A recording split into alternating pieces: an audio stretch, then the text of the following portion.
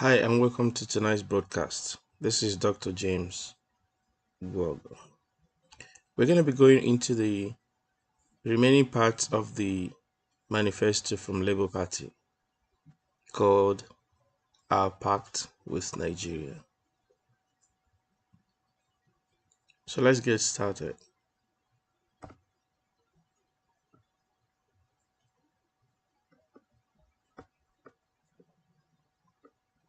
It's possible. It is possible. Or it's P2B.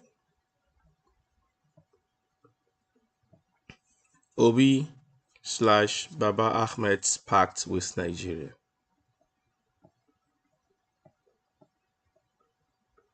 Our pact with Nigerians, creating a new Nigeria.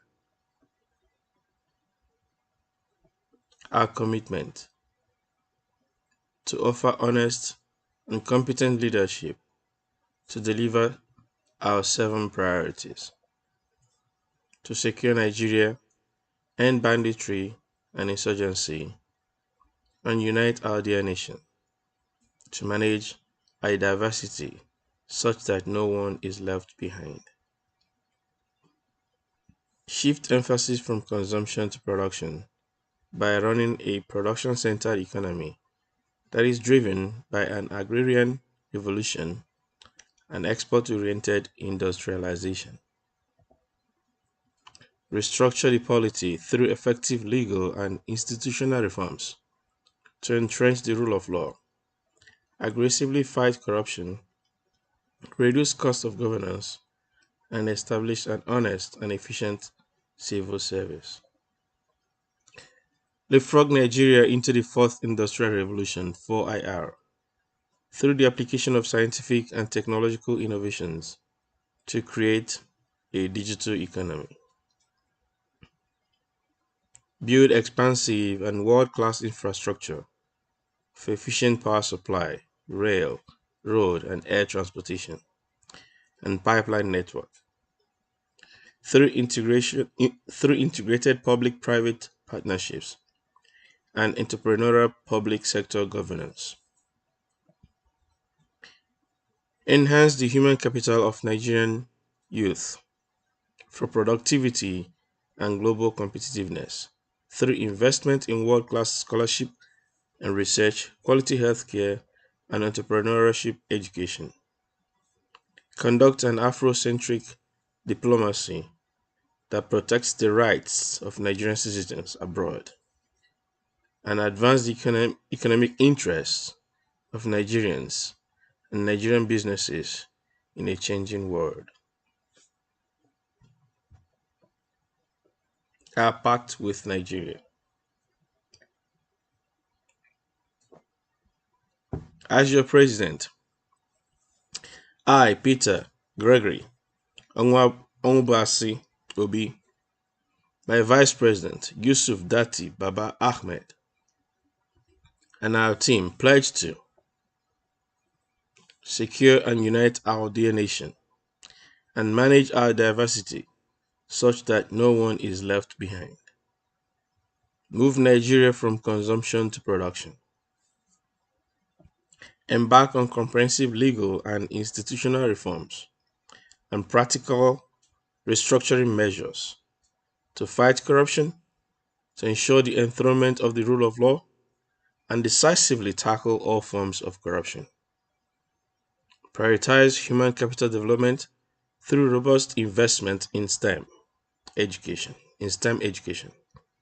health, and infrastructural development, with emphasis on wealth creation, distribution, and sustainable development.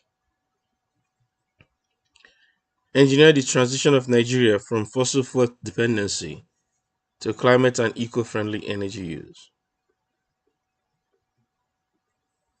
Pursue holistic poverty eradication with emphasis on agricultural revolution through effective utilization of our vast arable lands, particularly in northern Nigeria, and erase Nigeria's categorization as the poverty capital of the world.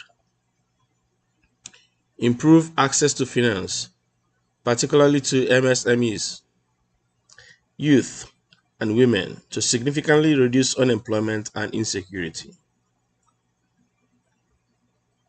Ensure that in policy and practice, governance will be made more inclusive, cost effective, transformative, and less transactional.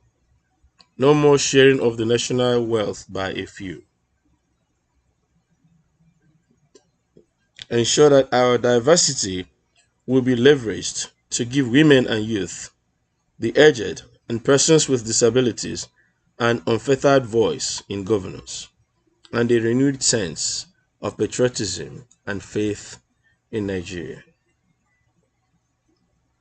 Ensure that Nigeria is progressively better governed through legislative, executive, and judicial reforms so that the constitutional separation of powers among the three arms of government is entrenched and the three tiers of government allowed to function independently and jointly for a more inclusive and sustainable Nigeria.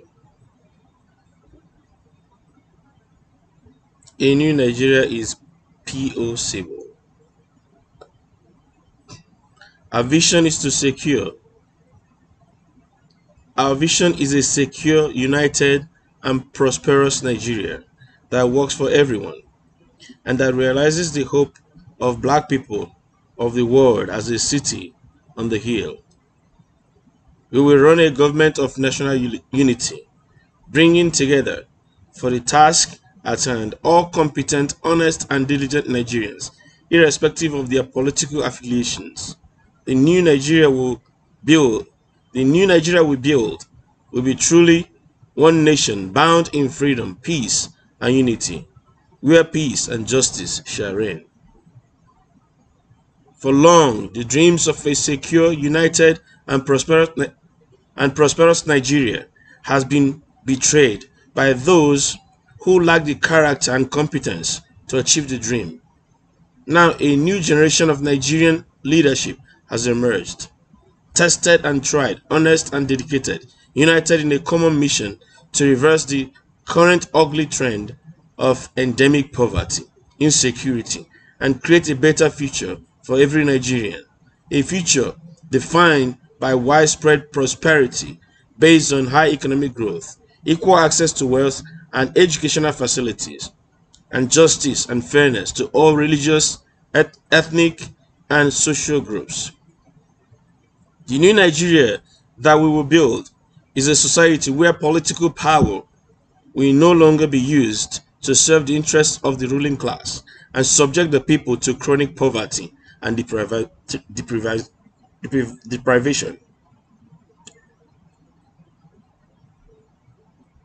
I'll take that paragraph again. The new Nigeria that we will build is a society where political power will no longer be used to serve the interests of the ruling class and subject the people to chronic poverty and deprivation. We will build a new social order where political leaders will be public servants working for the good of the people and not predators, flourishing in the midst of extreme poverty.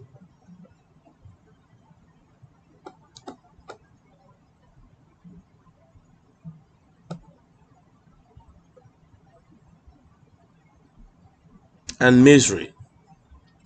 We are building a society where citizens are motivated to work hard, to innovate, to invent, fully assured that they will enjoy the fruits of their enterprise. We want to create wealth for Nigeria and for every household through diligence, frugality, and enterprise. Our new Nigeria is a country all Nigerians will be proud of. Our new Nigeria is a country all Nigerians will be proud to call home because it is an economic giant that can feed its citizens, defend them from any aggression, and secure them in their homes and businesses. We are coming to run an entrepreneurial state, able to double Nigeria's GDP in a short time and abolish extreme poverty like China removed 740 million from poverty through economic policy that emphasized social market. Our focus is to ensure that wealth is created through sectors that improve the well-being of all Nigerian citizens. Our theory of change is democratic citizenship. Therefore, we will prioritize economic and social rights under Chapter 2 of the Constitution and implement these rights through social programs and projects that empower the people and mainstream the poor first in access to critical services. To ensure poverty reduction based on fast economic growth, our governance principles, priority projects, and programs will be anchored on the 17 Sustainable Development Goals (SDGs). Securing and uniting Nigeria and growing our economy requires steady and trusted hands. It is a full-time employment on behalf of Nigerian people. It is not time for rent seeking or absenteeism.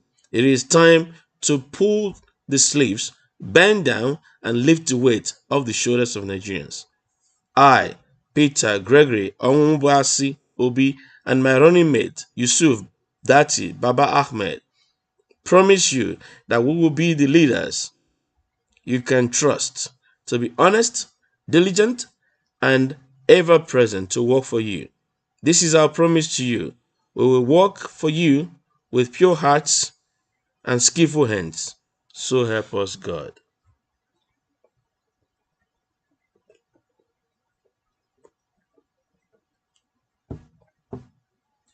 The context.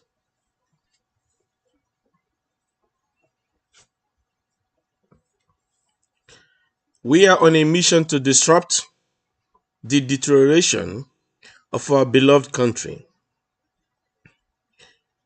We want to end the race to extreme poverty and state collapse under mercenaries who have posed as messiahs. Now is the time for new beginning. There is a strong determination of Nigerian peoples, especially the youth, to create a new future for themselves, a future of prosperity, safety, and freedom. The Obi Baba Ahmed team is committed to this mission. We want to heal Nigeria, but to solve a problem, you must understand its pathology. To heal Nigeria, we need a good diagnosis of its problem. The problem with Nigeria is elite capture. Nigeria has been captured by an elite or an elite that has shown no commitment to development. The result is that in spite of trillions of naira from oil revenue and the abundant human and natural endowments, the country has remained poor and unstable. This failure of development and political stability has worsened since the return of democracy in 1999.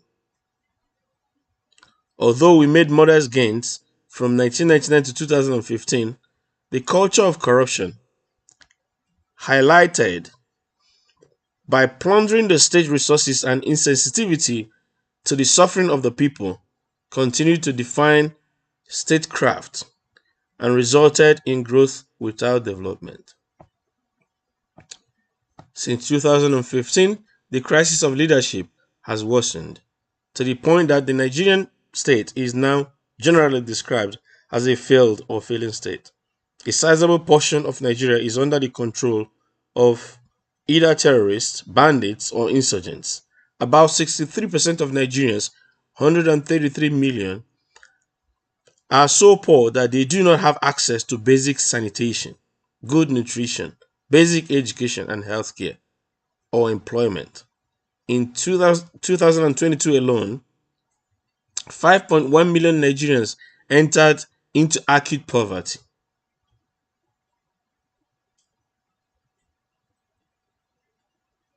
Bringing the number of extremely poor Nigerians to 95 million.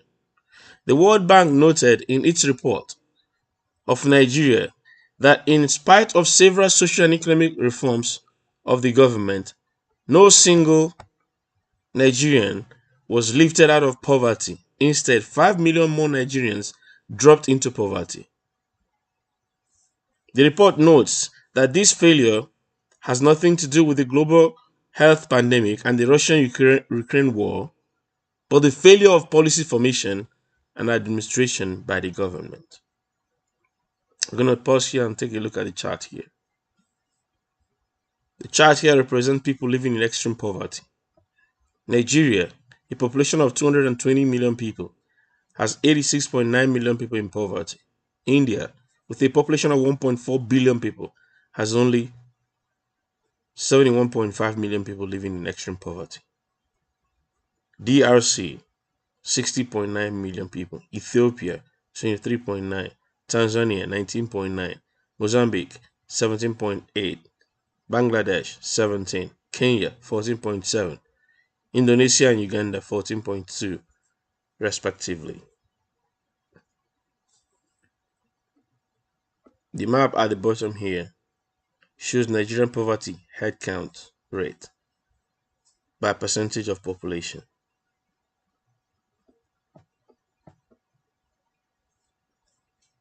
Percentage of population 1 to 2% represented by yellow, 21 to 40% represented by darker yellow or light orange, 41 to 60% by orange, 61 to 80% by light brown, and 81 to 100% by darker brown.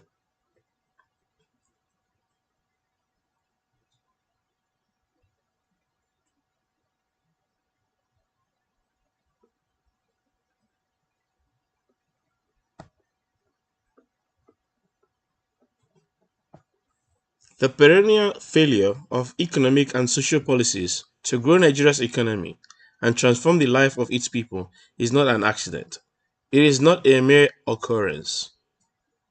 It is the expected result of a faulty political economy that has concentrated political power in the hands of politicians who came to power through their contrivances and not through the affirmation of the people, and therefore do not have the incentive to serve the people's interest.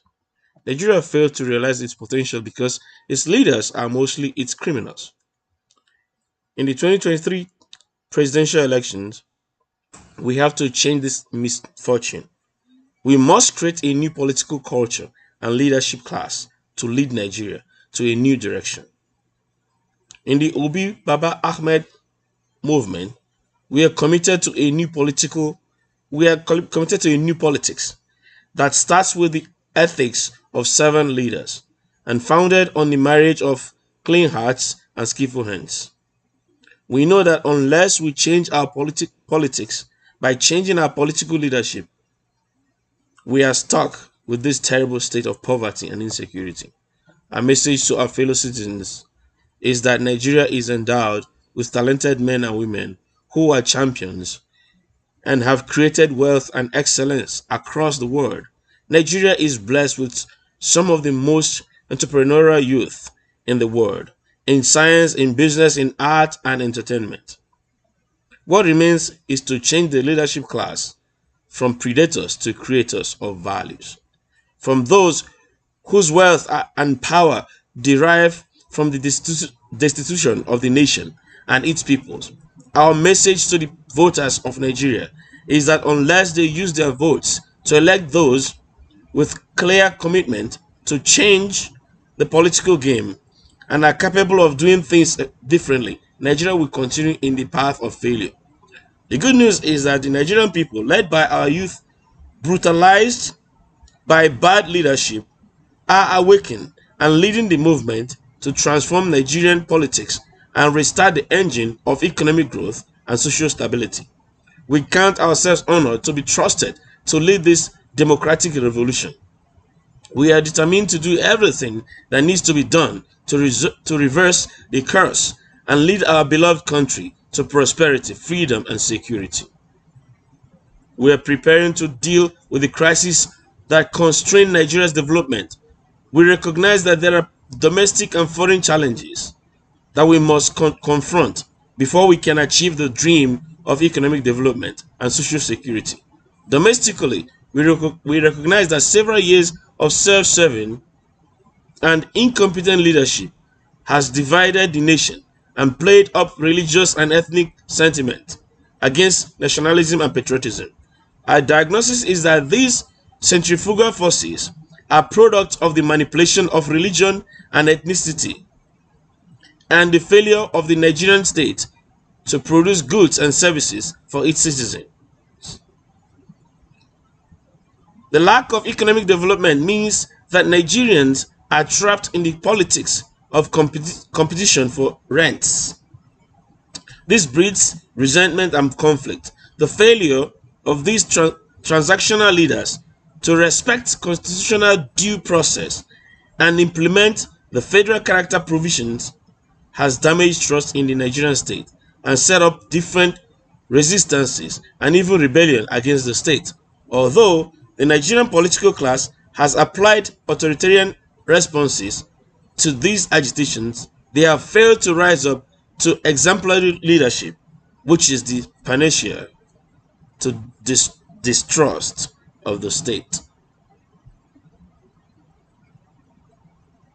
We are a different breed.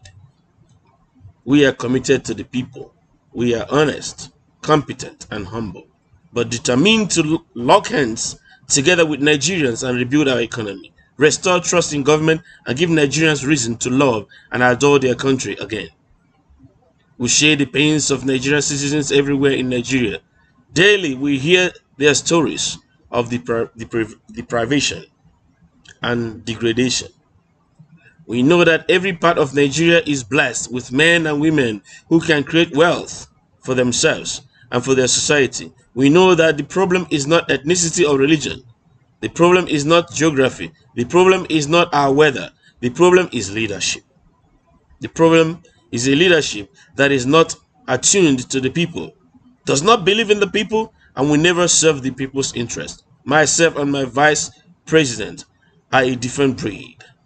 We are honest, we are competent, we will save Nigeria from the slide, and we will create prosperity and unity through exemplary leadership. Through our dedicated action on the 7 priorities on governance and development priorities that mainstream the principles of the 17 Sustainable Development Goals (SDGs)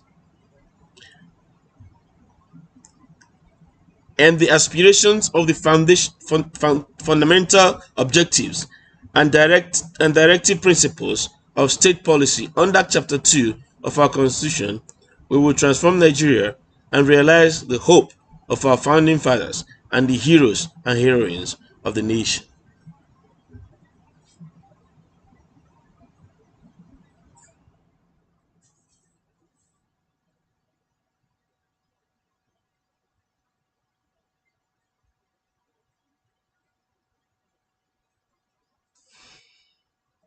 Below are the SDG goals.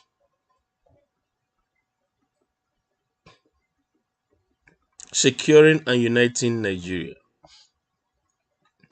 To secure Nigeria, end banditry and insurgency, and unite our dear nation to manage our diversity such that no one is left behind.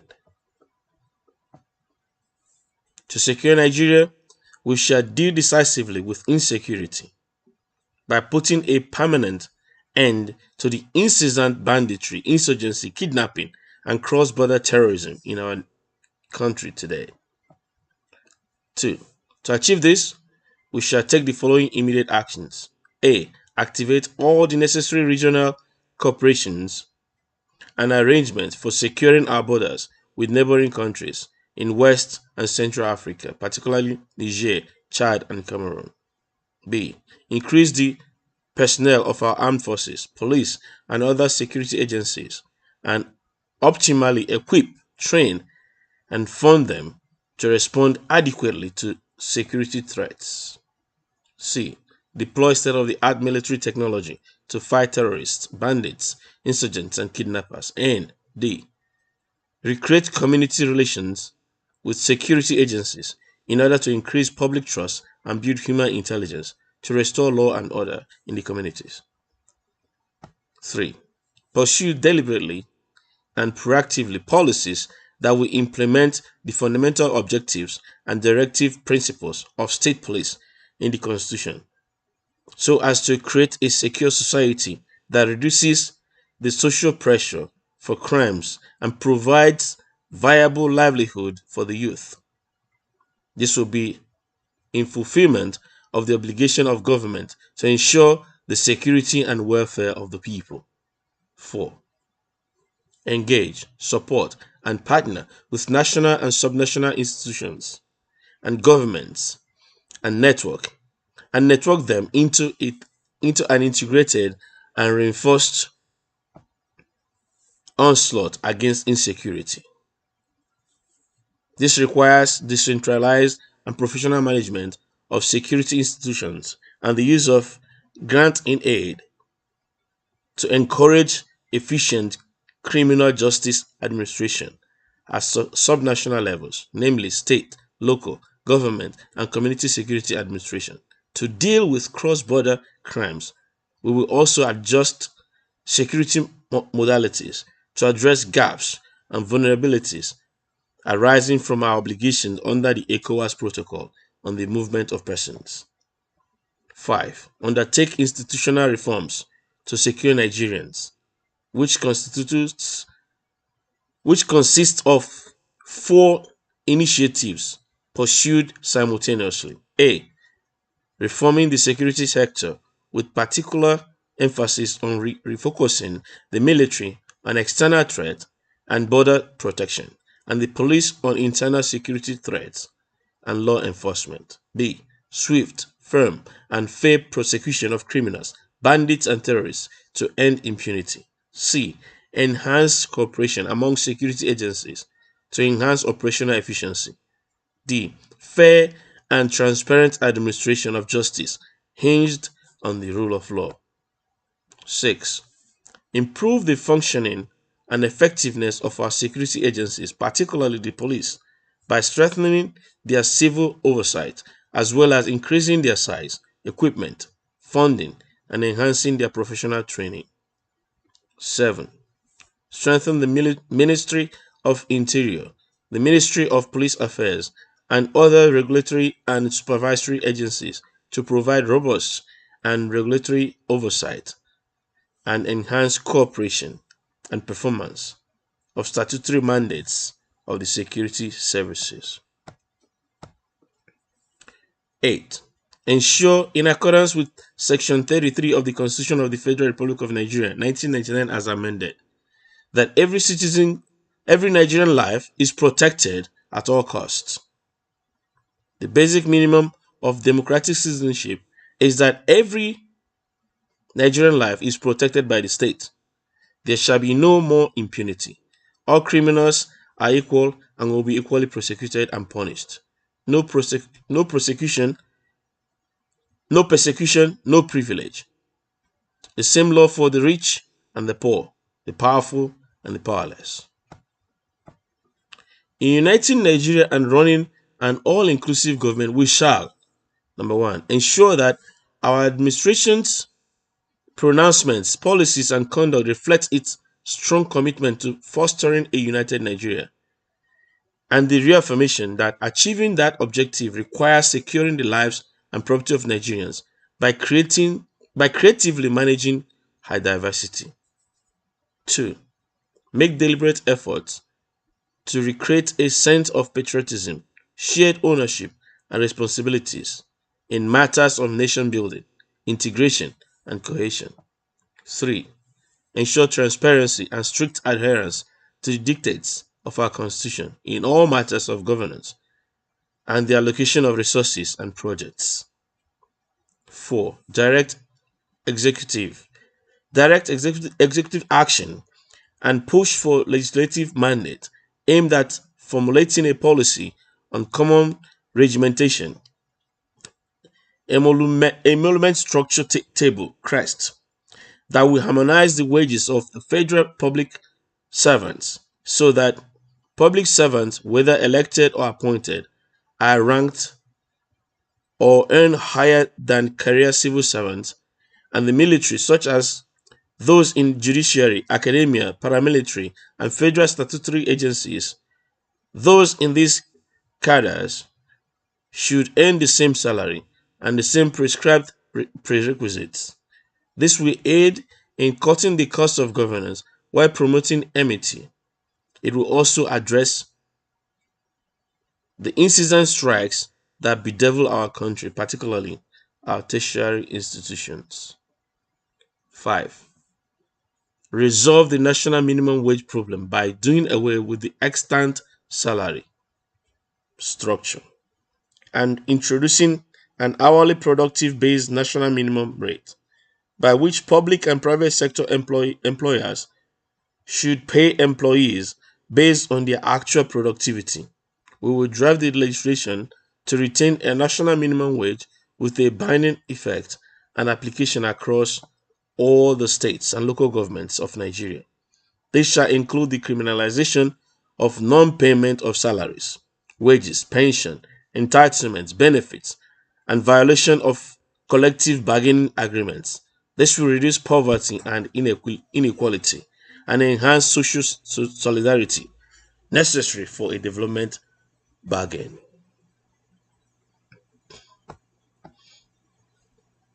6.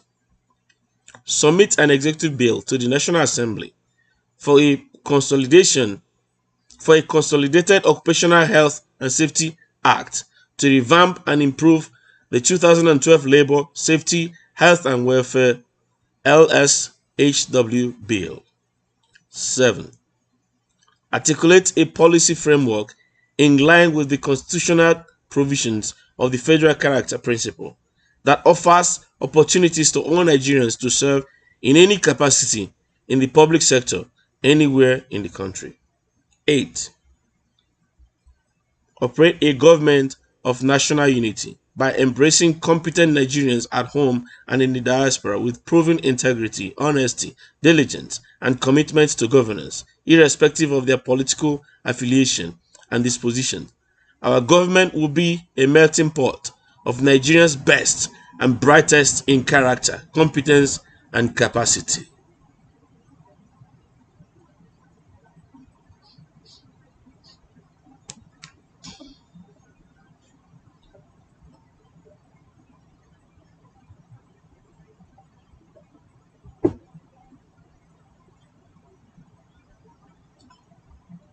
Shift emphasis from consumption to production by running a production-centered economy that is driven by an agrarian revolution and export-oriented. 1. In consideration of our current ranking as the least competitive economy in Africa, with very low total factor productivity (TFP) and export competitiveness index (ECI), we will with all sense of urgency aggressively pursue policies and programs that enhance the productivity and competitiveness of all the sectors of the Nigerian economy. 2. In addition to our strategic economic development plan, we have reviewed and selectively adopted critical elements in previous economic development plans in designing the bold and innovative development agenda for the new Nigeria that we shall birth. Number 3. While acknowledging the critical situation with our food security, we will, with the required sense of urgency, optimize all the comparative advantages of our 36 states and the FCT across all the agricultural value chains through adequate and targeted investments, policies, and programs. We shall address the identified impediments: banditry, kidnapping, terrorism, desertification policies, and optimize the vast land and other resources in our northern region in order to enhance food security and advance toward agro-based industrialization. 4. We shall grow the national economy quantitatively and qualitatively by devising programs for reskilling our youths to achieve a greater synergy between their skill sets and our factor endowments.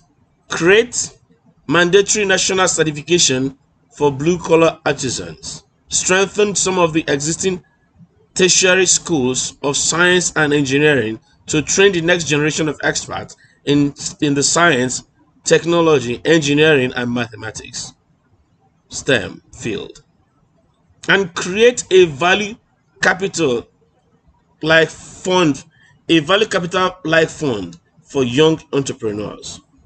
5.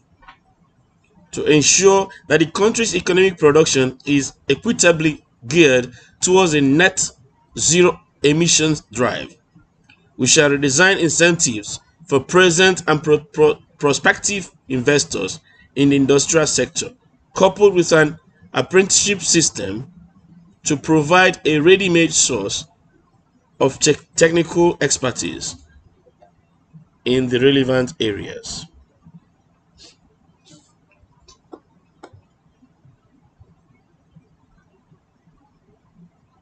6.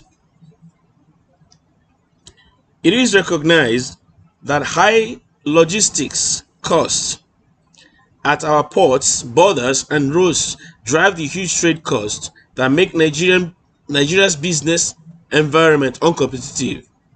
We will apply entrepreneurial governance to dismantle the impediments to free trade and ease of doing business.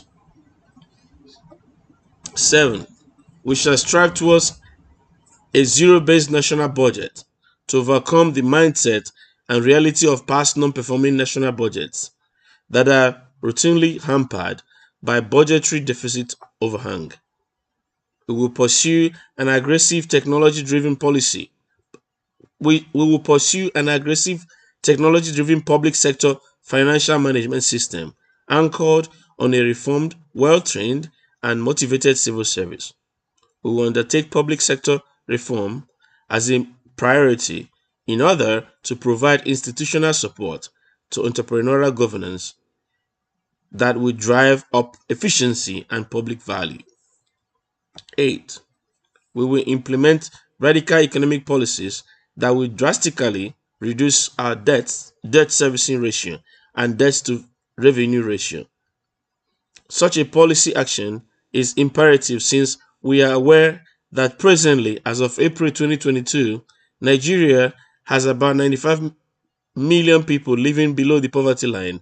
Unemployment rate hovers around 32%, with the youth component at about 53.4%, and tax contributes only about 6% to our GDP, well below the African average of 17%. Our national situation is made worse given that 116% of government revenue is now devoted to debt servicing. This means that 116 kobo out of every naira 100 kobo collected by government goes towards servicing the country's debt, which means the additional 16 kobo is borrowed to service debt.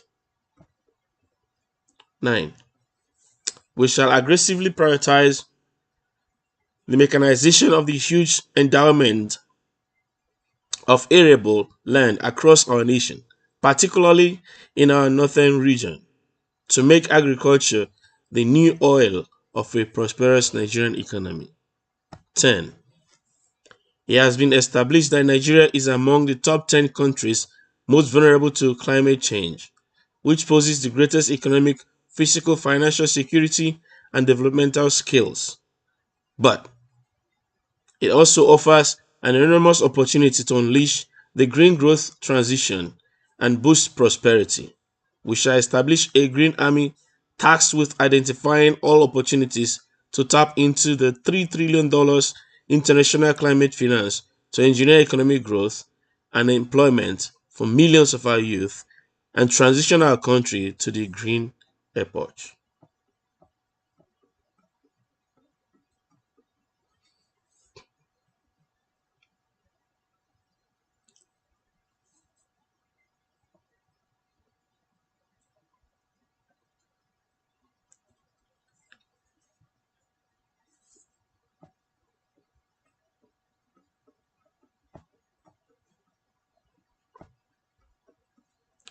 11.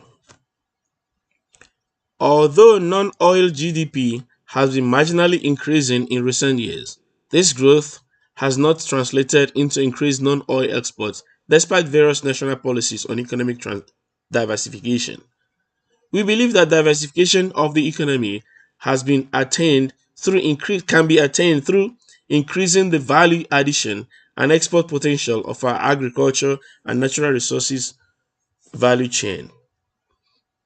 We shall achieve this through targeted export incentives and deliberate actions in A. Scaling up the development of a manufacturing and processing technological capabilities across the primary product value chains where we enjoy comparative advantage. B. A monitored scheme of targeted funding to entrepreneurs taking advantage of the capacity development as outlined above. C. A radical reform of our logistics and distribution systems, including ports, customs, and trade facilitation instruments to raise the competitiveness of our products and ease of doing business and reduces high trade costs that have impeded our non-oil export competitiveness. D. Strengthening of product quality support to ensure our products are of the right quality to gain market share with higher reputational advantage and branding opportunities to capture more values within AFCTA and global markets. E. Incentivizing and investing in agro cluster and industrial cluster development across our geo-resource zones to take advantage of agglomeration and scale effects. 12. We will prioritize the exploration of the economic opportunities available through oceanic and marine resources around our country. Nigeria possesses one of the longest ocean lines in Africa, making it a littoral country endowed with blue economy resources.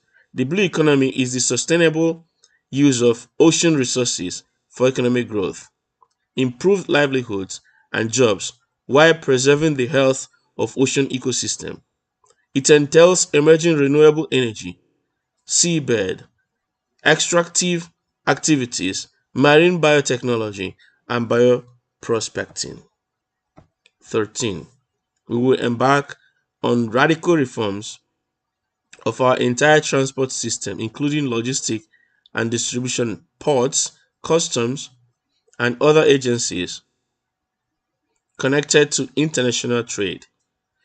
Conscious that when water, road, and rail transportation work together, the comparative advantage of each mode can be exploited optimally. Our administration will build an integrated transport system which will promote ports, road, rail, and inland water interconnectivity.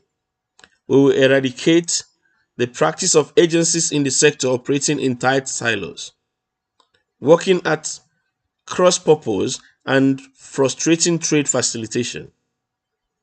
We will immediately address policy incoherence and poor coordination among all maritime and other agencies.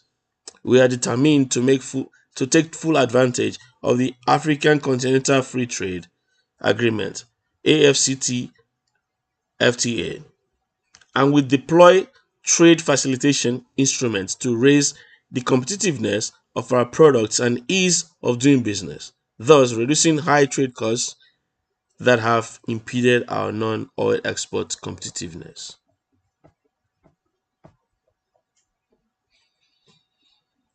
All right, so we're going to stop here today. Tomorrow we're going to start from restructure the polity through effective legal and institutional reforms to entrench the rule of law, aggressively fight corruption, reduce costs of governance, and establish an honest and efficient civil service. So we're going to be starting with number 3 tomorrow. We've covered numbers 1 and 2, and we'll continue tomorrow.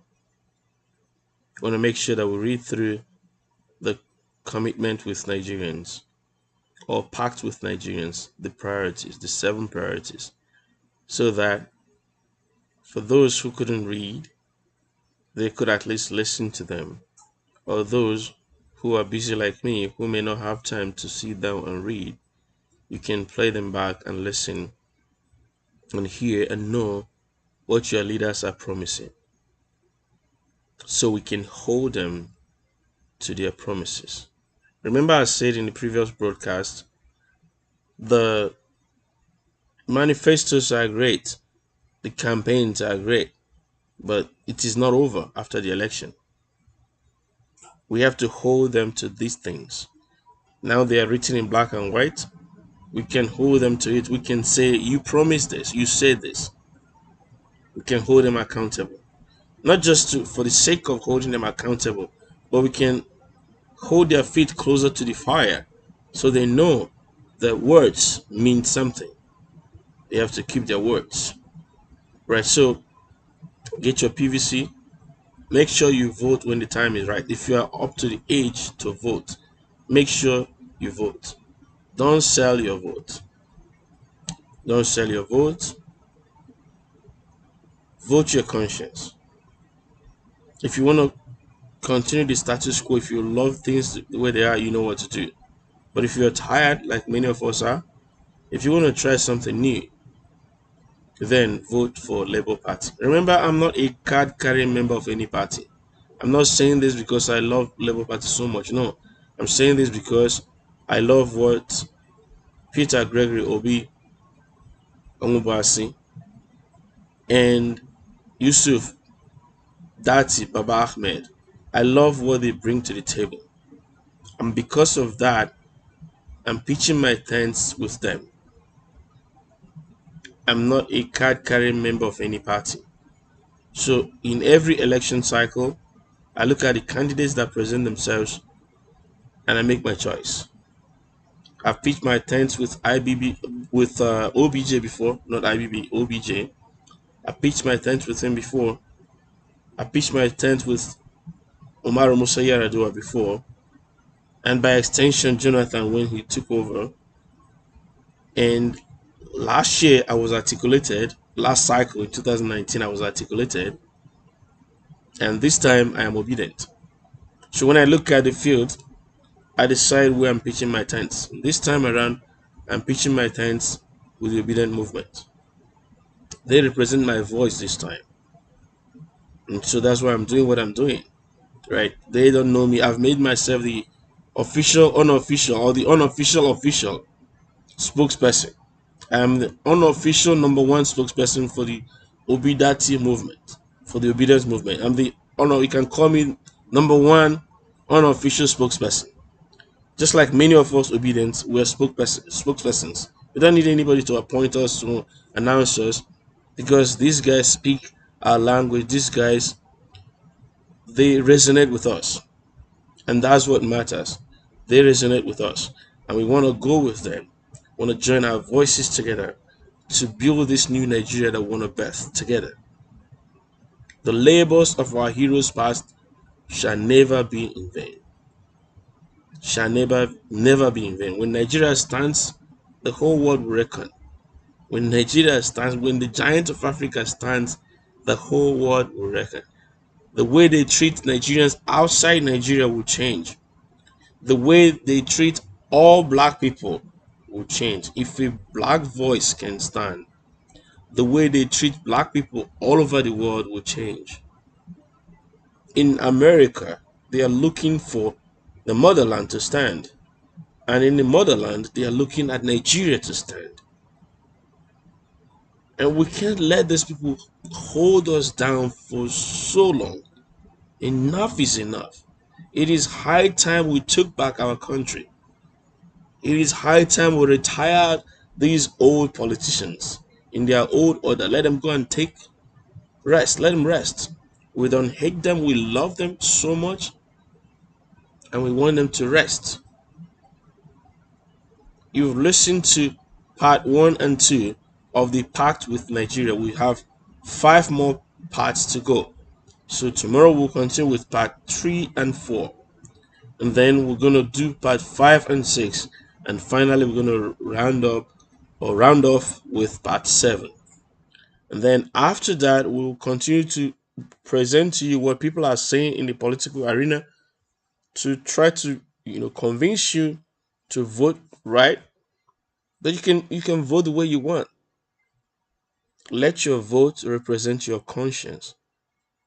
Let your vote represent your conscience. Remember, don't sell your vote, because your vote is your voice, and your voice is your conscience. If you sell your vote, you have sold your voice. If you sell your voice, you have sold your conscience, and you are not allowed to speak or complain for the next 4 years.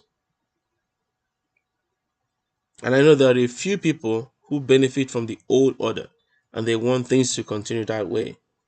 But if you think outside your own pocket, outside your own belly, do you have the confidence to go to the countryside without being kidnapped?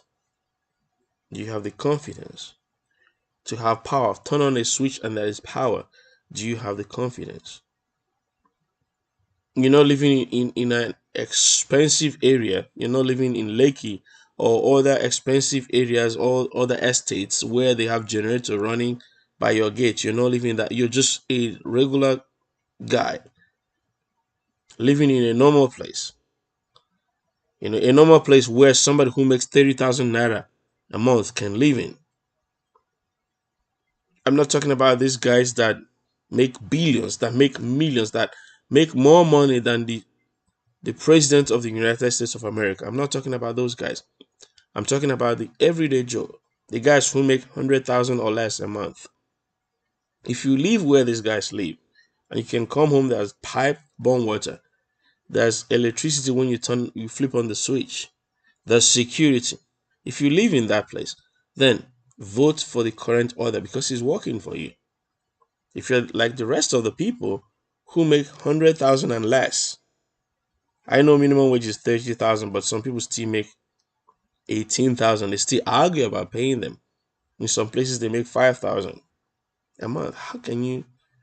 Okay, we'll talk about that another time. But if you're a regular guy who live in the regular places and you have power and you have water, then please vote for the current order. It works for you. You have security, you have good roads. Schools are always open. Things are working well. You enter school, a 4 year program, you graduate after 4 years. Then it is working for you. Please vote for the current order. But if you've been out of school for 8 months, if you are killed for standing on the road, or your your mates are killed for standing waving a flag just like the one behind me and saying enough of the killing already, and then they shoot and kill them. If you feel bad about that, then you need something different. If you cannot go to your farms anymore, or your parents cannot go to the farms anymore, or people in your villages can't go to their farms anymore because bandits have taken over and the government is saying nothing, then you need a change. We just talked about it right now. You need a change. You need to vote for a party that has your concern at heart. All right, we're going to end it here now. So please remember to share, like, subscribe. Again, this channel is not for monetization. This channel is just for sensitization. Okay, so if you don't want to subscribe, it's fine. But if you can share so others can watch it, right? But if you like, you can subscribe. And when you subscribe, comment, like, and all those, the algorithm brings up the video so that many more people can watch it. But this channel is not for monetization. I have another channel where I can ask you subscribe, blah blah blah, for monetization. This is not this channel. This channel is to bring out the voice, and this channel will end by February 2023. So really, I'm not here to get popular or make money or whatever. I just want to get the right people in power. By February 2023, I'll probably stop talking on this channel until another election cycle. Then I come back and try to, whoever I line up with, I'll try to promote the person on this channel. right? And again, it's not about partying. It might, next year might be next cycle. I might see someone in APC and I'm aligned with them. If it was Osimbanjo on the ticket, I would have been torn between the two, right? But this cycle, they made it easier for us, right? They made it easier by having Muslim ticket on one side and then having the candidate at the top of the ticket um, refusing to be interrogated by the people. So it made it easier not to think about Tinubu at all, because if you don't want to be interrogated by the people and then you went with Muslim ticket, it made it easier for people to look elsewhere, right? So I'm not aligned with that. And then on the PDP side, when the candidate is saying the other regions that a particular region in Nigeria doesn't need people from other regions, it makes it easier for you to look elsewhere. And then he chooses a running mate who is owing salaries. And just what I'm talking about, people are making minimum wage, and then you choose somebody who is owing salaries, almost like you are rewarding them for ineptitudeness. And these guys received lots of money from the government. I think his state also got the 13% derivation, if I'm not mistaken, while Wike is using his to build roads and bridges and law schools. He's taking loans and taking debts, and he's not paying salaries. And then it's like he's being rewarded. And he was even the one that was the chairman, if I'm not mistaken, of the Southern Governors Forum, where they sat and had a meeting in his state and said the next president of their party, the next presidential candidate of their party, will come from the southern part of the country. He was one that released the communique, or it was written in his state. And then he comes out and he plays number two to somebody from a different region, totally, ignoring the agreement or the communique that they released. When they first read it out, when I heard it, I felt like these guys can betray themselves anytime, and I wasn't wrong. So those things made it easier to say, okay, you know, where do I go? What's the permutation? It's not about liking somebody or not liking somebody. It's about what's the permutation. What does it look like? What is fair? What is it? What is equity? What is justice?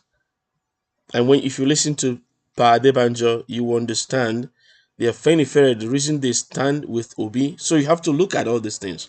The reason they stand with him is for equity, right? If there's gonna be equity and fairness, this is what should happen. So when you take everything, all factors, it's not an easy decision, but when you look at all the factors, you decide that okay, this is the candidate for this time, for this election cycle.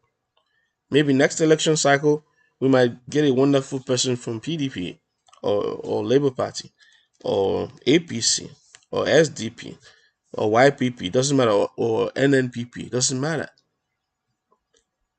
But as long as we align with them, with their policies, with their goals, and one of that criteria is that they're not attacking someone.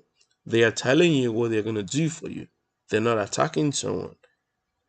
Of course, sometimes they can make some comments.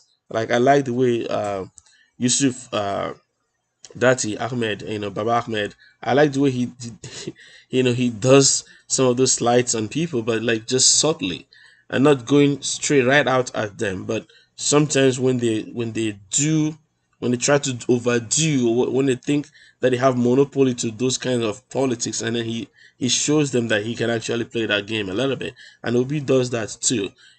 So subtly, but and also, I was watching the town hall meeting last night, and I think the gentlemen were respectful. I watched for about an hour. I didn't finish the 2 hours. I did an hour 20 minutes or so, and I felt the gentlemen were, pretty respectful. Calling one another by name and saying, "I agree with you. I agree with you." Apart from Kwankwa, so that started talking about Atiku, which was against the ground rule, and Atiku had to remind the moderator Charles that this was against the ground rule, something like that. So apart from that, I think they were civil, they were respectful.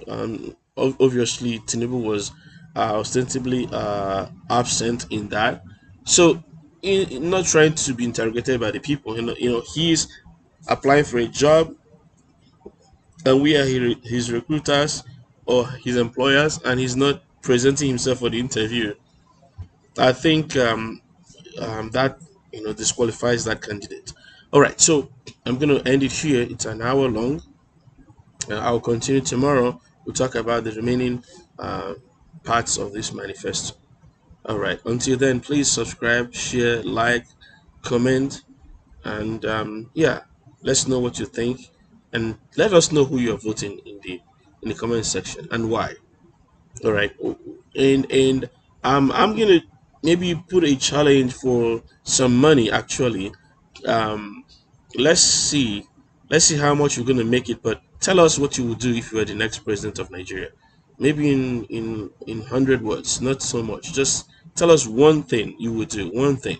Because if we all can solve one problem and another person comes and solves another problem, then the nation will be uh, in a better place. So tell us what you will do if you are the next president of Nigeria, and then you could win some prizes. We have to determine what the prize is, but you could win some prizes. And this is for Nigerians only.